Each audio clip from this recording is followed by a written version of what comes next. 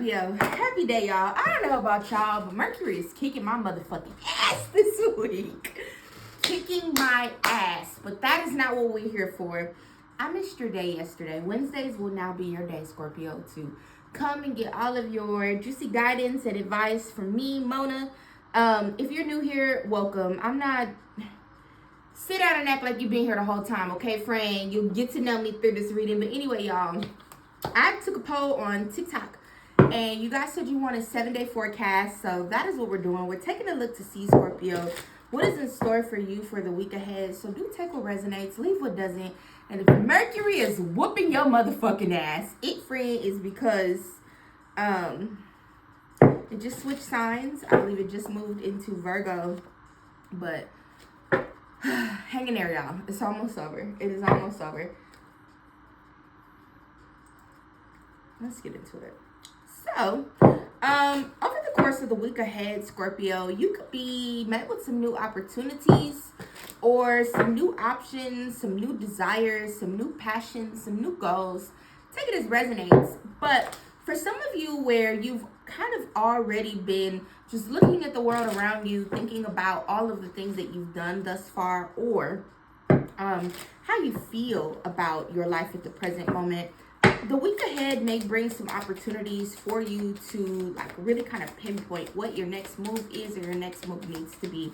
Now, for those of you that are a little less clear on what that should look like, you, one, should pay attention to things that make you feel good, but two, spend some time doing a little bit of research. Now, with the 7 of Swords being present here, there definitely could, I don't know, fuck it, we'll pull out the messy cards. It's not Monday, but I want to know more about the 7 of Swords.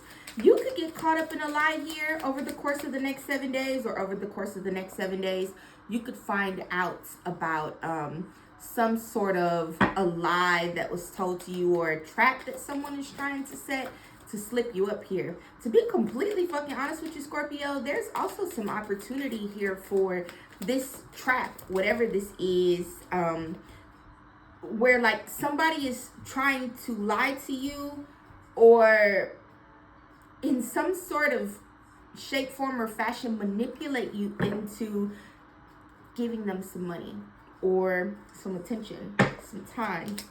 I guess what is being manipulated really would be subjective, and that's where you got to take it as it resonates. People manipulate for different sorts of reasons here, okay? With the Knight of Pentacles and Knight of Cups being present, as well as the Empress, the Two of Pentacles, overall, over the course of the next week ahead here, Scorpio, I see you really getting to a place where you feel comfortable making some decisions, and then getting started like on a course of action here.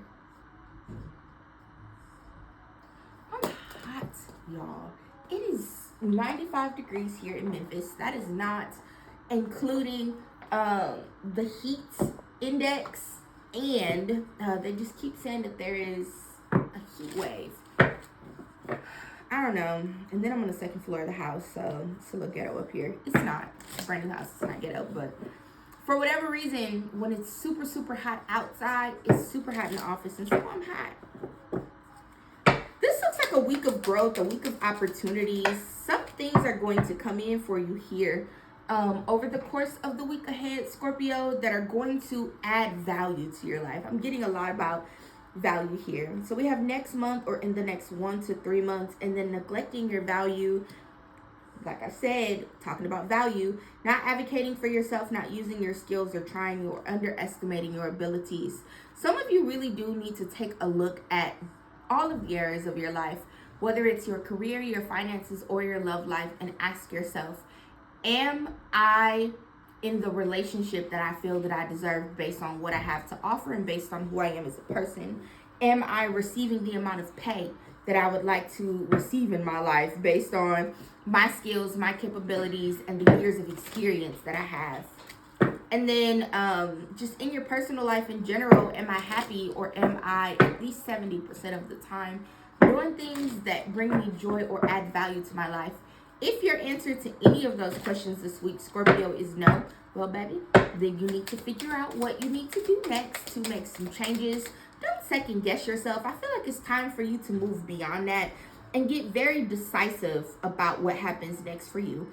There is nothing wrong with identifying the fact that there are problem or target areas in your life that you need to touch on or change here, Scorpio, and then actually moving forward and embracing those. It's important for you to remember as well, because I feel like this week, Scorpio, your affirmation should be, I am the creator of my own reality. And that does not mean that God isn't helping you, God's not present, that God is not making things happen for you, that you don't have angels and ancestors that are supporting you. Whatever you believe, it doesn't mean that that spirit team of yours is not present. It just means that you are the one that is in charge of deciding what you would like to do next, and then as you take actions, your spirit team is free to show up and support you along the journey. And for those of you that are new, if you feel like Jesus is your spirit team, well, then that's the whole team. So your shadow work question for the week ahead, and this is what I really do want you to be thinking of, especially as you are becoming aware of maybe some dishonesty or some manipulation or something like that here in your life, and as you are asking yourself, how can I welcome more money into my life? How can I bring more emotional fulfillment into my life? What sorts of choices do I need to make or should I make as I move ahead? What am I grateful for? What about the things that you presently have are you grateful for? And then on the flip side of that, the good part of the shadow work question would be, what things about this particular thing are you not grateful for? How can you make changes in your life to change those things so that you experience gratitude behind it? And if the answer is I can't, remove it. Adopt an abundance mindset. Gratitude is the antidote to all of our problems. It is impossible to be fearful and grateful at the same time. Gratitude improves our health, opens up our hearts, and changes our state. The universal law of attraction says that what we attract into our lives is that of which we are focused on. Now, I got Scorpio placement in my chart, but nothing significant. Communities here, so definitely do pour into your friends and family. And I don't, like, when I say pour, what I mean is tap into those people around you that are able to give you good suggestions for career advice. And if you ain't got nobody, you better slide into the motherfucking comments, book a reading, send me a message. A lot of you do message me on TikTok, on Facebook. You can't message me on YouTube, but you could hit the link in my bio or description box to figure out how to. But a lot of you guys reach out to me and send me messages on the side. My tarot clients, once you book a personal reading for me, you know that we are locked the fuck in. And you can message me at any time and I'll get back to you when I have time, but I will respond. But you want to pour into, like, tap in with those people who can add value to your life. They can give you some career guidance, some career suggestions. And even if you feel like you don't have someone like that in your life, I guarantee you it's a motherfucker right now like me posting free videos all over the place to help you do those things. So you ain't blocked, you ain't limited. If there's somebody around that's willing to help you, but baby, you got to get up off that couch and seek. You got to seek that clarity out. Moonbeam, you are on the right path. And then True North, stay true to yourself. Especially do remember, my beautiful Scorpion friends, that as you are navigating life, even in my therapist gave me like the coolest little analogy yesterday. And he said, think about buying an old house. And when you purchase this house, there may be some sort of like major upgrade or whatever that needs to take place, or like some sort of a major repair that needs to take place in the house. But just because you repair the core problem does not mean that you don't have to make those cosmetic upgrades or changes in your life to those other areas. Keep that in mind, friends. Then we have Coyote Playfulness. This is a reminder to not take things too seriously and bring more balance between wisdom and playfulness.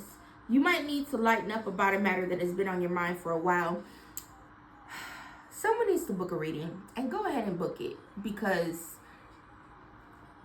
it's a level of clarity that you won't find anywhere else. I guarantee it. I guarantee it. And it'll give you a lot more complex guidance to consider. But what I will tell you, my friends, is that the fear that causes you to like freeze and not make any decisions when you very much need to make a decision is more of a hindrance. It's not keeping you safe.